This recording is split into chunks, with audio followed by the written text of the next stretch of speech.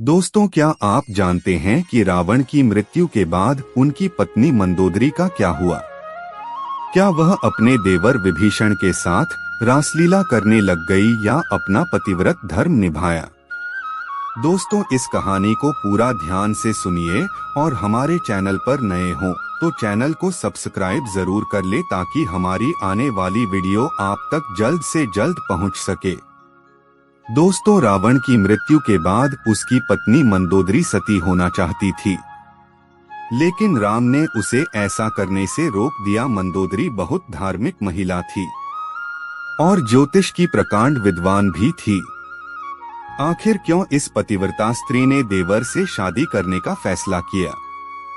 रावण के परिवार में दो लोग सीता के अपहरण और युद्ध के खिलाफ थे। वो थे भाई विभीषण और मंदोदरी। दोनों बिल्कुल युद्ध होना नहीं चाहते थे और लगातार रावण को सीता को सम्मान पूर्वक राम को लौटा देने के पक्ष में थे, लेकिन ऐसा नहीं हुआ। राम और रावण की लड़ाई हुई, उसमें रावण मारा गया। इसके बाद राम ने लंका का राजपाट रावण के छोटे भाई विभीषण को सौंप दिया। लेकिन क्या आपको मालूम है कि रावण की पत्नी मंदोदरी का क्या हुआ? आखिर क्यों उसने विभीषण से शादी का फैसला किया? वास्तुशास्त्र की एक कथा के मुताबिक मधुरा नाम की एक अप्सरा कैलाश पर्वत पर भगवान शिव की तलाश में पहुंची। तलाशते हुए जब वो भगवान शिव के पास पहुंची तो उसने वहां पार्वती को न देखकर शिव को रिझाने के प्रयास शुरू कर दिए। जब कुछ समय बाद वहां पार्वती पहुंची तो उन्होंने मधुरा के शरीर पर शिव की भस्म देखी और फिर वो क्रोधित हो गईं। पार्वती ने मधुरा को शाप दिया कि वो 12 साल तक मेंढक बनी रहेगी और कुएं में उसका वास होगा। मधुरा को अपनी गलती की कीमत चुकानी पड़ी और असह्य कष्ट का जीवन शुरू हो गया। जिस समय ये सारी घटनाएं घट रही थीं, उसी समय कैलाश पर असुर राजा मायासुर अपनी पत्नी के साथ तपस्या कर रहे थे। दोनों एक बेटी की कामना के लिए तपस्या कर रहे थे। 12 वर्षों तक दोनों तप करते रहे। इधर मधुरा के शाप का जब अंत हुआ तो वो कुएं में ही रोने लगी। सौभाग्य से असुरराज और उनकी पत्नी दोनों कुएं के नजदीक ही तपस्या में लीन थे। जब उन्होंने रोने की आवाज सुनी तो कुएं के पास गए। वहां उन्हें मधुरा दिखी जिसने पूरी कहानी सुनाई। असुरराज ने तपस्या छोड़कर मधुरा को ही अपनी बेटी मान लिया। मधुरा का नाम बदलकर मंदोदरी कर दिया गया।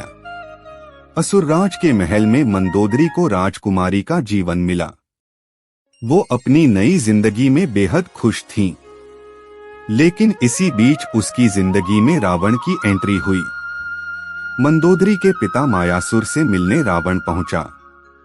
वहीं उसने मंदोदरी को देखा और मोहित हो गया।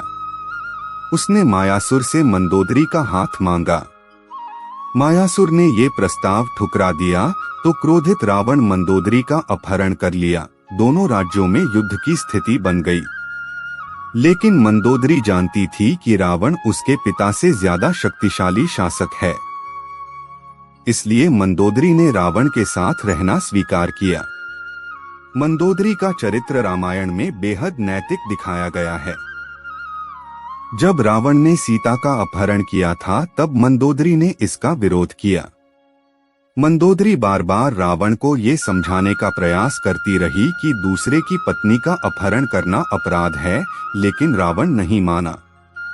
आखिरकार राम के साथ युद्ध में रावण की बुरी पराजय हुई। वह मारा गया और मंदोदरी विधवा हो गई।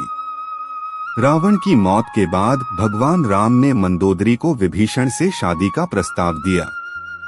उन्होंने समझाया कि विभीषण के साथ मंदोदरी की जिंदगी बेहतर रहेगी, लेकिन मंदोदरी ने इस प्रस्ताव को अस्वीकार कर दिया।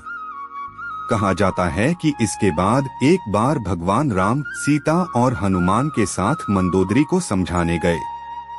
तब मंदोदरी को महसूस हुआ कि धार्मिक और सामाजिक तौर पर जीवन बिताने के लिए देवर विभीषण से विवाह करना गलत नहीं होगा। ये महसूस होने पर उसने इस प्रस्ताव को स्वीकार किया। विभीषण से उसकी शादी हुई।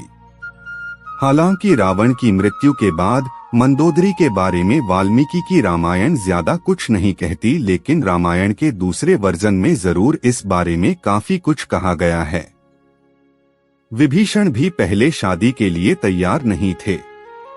रावण के मरने के बाद जब मंदोदरी विधवा हो जाती है, तब भगवान राम विभीषण को सलाह देते हैं कि उसे अपनी भाभी से विवाह कर लेना चाहिए।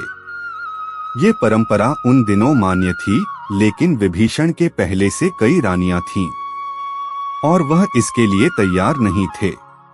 अगर विभीषण ये शादी कर लेते तो उन्हें भाई की जगह लंका पर शासन का नैतिक अधिकार भी हासिल हो जाता। हालांकि ये भी कहा जाता है कि ये विवाह शारीरिक तौर पर पति पत्नी के तौर पर एक दूसरे के साथ यौन संबंधों की बजाय विशुद्ध राजकाज से जुड़ा था, क्योंकि मंदोदरी भी चाहती थी कि उसके पति के निधन के बाद लंका में स्थायित्व और समृद्धि बनी रहे। वह राम से शत्रुता की बजाय मित्रता चाहती थी। रावण की मृत्यु के लिए उसने राम को कभी जिम्मेदार भी नहीं ठहराया।